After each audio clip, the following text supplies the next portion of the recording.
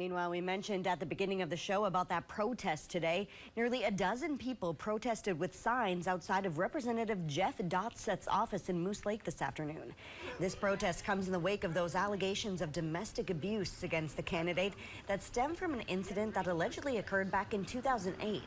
Dotseth's ex-wife, as well as her son, both provided affidavits alleging abuse by the lawmaker. Communication Director for Minnesota Young DFL, Rachel Martin, attended the protest today.